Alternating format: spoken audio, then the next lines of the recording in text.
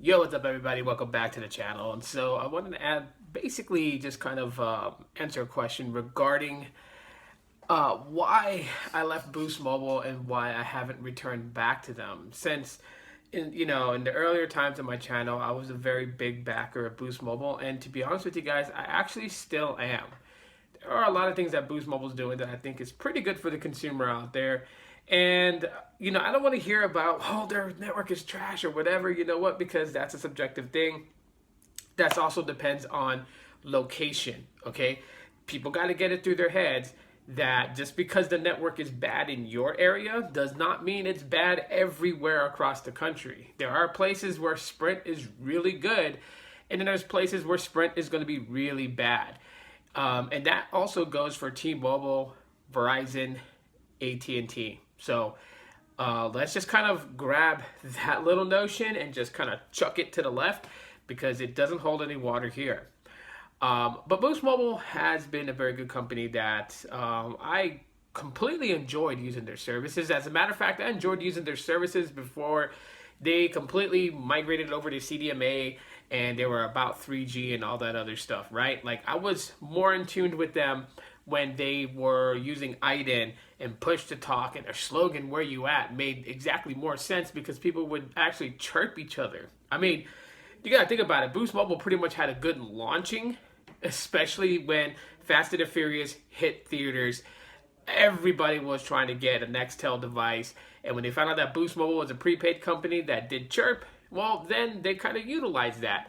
And chirp was actually pretty cool because you had an assigned phone number that you can dial out and call people, and then you had your IDEN number where people would plug that particular number in, and then they would hit the push to talk button, which would then barge the other person and let them know you're trying to just completely like walkie-talkie chirp them. So it was a pretty good thing that happened, and Boost later on then kind of switched over to CDMA. As a matter of fact, I remember when I first heard about Boost CDMA, it was being tested in California first before it kind of went across country, which by that point in time, IDEN was pretty much killed out. So since then, when Boost Mobile CDMA just transformed into Boost Mobile, they continued to pump out pretty good devices, pretty good sales, and eventually grew into what I consider to be one of the four pillars of the prepaid market. And going along, I liked some of the devices that they dropped. I wasn't too particular happy in the fact that OEMs built weaker spec devices for Boost Mobile. I mean, one thing people got to get beyond and understand is that, like when the LG Stylo came, people were upset because it only had 8 gigs of internal storage, and the Metro PCS one had 16 gigs. And everyone was like, why would Boost build the LG Stylo with only 8 gigs? But Boost doesn't build the LG Stylo, LG does, right? And if LG builds a 8 gig internal storage variant, and then they build a 16 gig variant that's GSM supported, who's really to blame? That would actually be LG, which is one of the long arguments I've had with a lot of people on YouTube, is that they have this thing where it's like Boost Mobile builds this, Metro builds this, Cricket builds this. They don't build anything, okay? The manufacturer builds them. Yes, these companies bid on them, and obviously that does play a small part, but that would probably be the only small part, and the blame that Sprint Boost Mobile would take is that they didn't have it in them to bid for something else. But then on top of that, you also got to think too, if LG never built a 16 gig variant for the LG Stylo for the CDMA version, then what would you bid on? What would you get out of it? Because technically, it's not like there was a 16 gig variant there for them to bid on in the first place. So they only took what they could get, which was built by the manufacturer. So again, it kind of really is like a 95-5.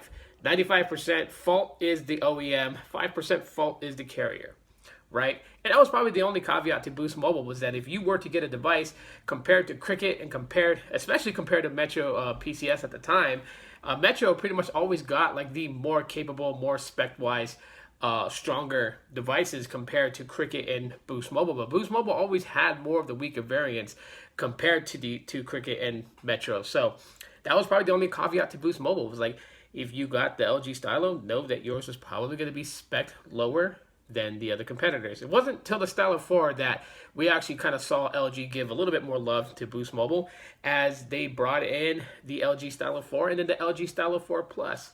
But apparently Metro by T-Mobile ended up getting that device anyways. the Plus version, I mean. So, but still, it was great to see that LG gave some love to Boost Mobile. And you got to think about it before, too, because before LG and the Stylo series pretty much was making its rounds and popularity on Boost Mobile had a pretty good relationship with Motorola. And Motorola was building some pretty good devices for them, per se. I mean, if you go back to the days of the iDen, Motorola was pretty much it when it came to the push-to-talk phones. You had the was it the i675 or i695, something like that, little slider up, device that was pretty much dedicated to like music people who love to listen to music. Although I always thought it was kind of weird though, because for the headset jack it was a 2.5 millimeter instead of a 3.5 millimeter, kind of like, hurt the idea of plugging in headphones. But still, yeah, it was dedicated towards music. And then you had the I think it was the i425 or the i465. See, I can't even remember the names all that correctly because it's been so long ago. But basically, you guys know it as the Motorola Clutch. And it had a good ad for that device. Well, people will call it the ghetto BlackBerry. Full QWERTY keyboard with, a 3-inch display and some side buttons on the side. No touchscreen, nothing like that. But it was a candy bar style. And everyone called it the ghetto BlackBerry because, I mean, the internet was pretty much slow on it. You could download Opera, but that didn't really help all that much except for like browsing, HTML internet. But other than that, really it didn't do anything as far as like YouTube or anything like that. You had the Motorola Clutch 2, which was just a little fatter version of it, but it didn't hold all too well. Now you had the i9, which was the the Moto Razr iDen version, so that was a more expensive one. Besides that, you also had the Moto i1, which was their first Android device, which was almost nearly a flop, only for the simple fact that it still relied on the iDen network for internet. So the only way you were watching YouTube videos really is, one, you had to modify or basically kind of hack it, to be able to utilize getting the YouTube channel pulled up. And then you needed Wi-Fi because iDen was not capable of doing huge and heavy data trafficking. So, but that was, the relationship that Boost had with Motorola. They actually put out some pretty good devices back then. And then Boost kind of just went along with like Samsung and LG. Samsung kind of bringing some really cool devices to, especially the J series. The J series was pretty much bomb on Boost Mobile. I love the J series, even though it's no longer around.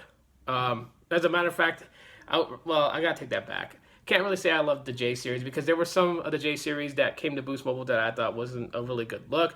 But I do gotta say, was it the J7 2016 or the 2015, whichever. I mean, they looked alike.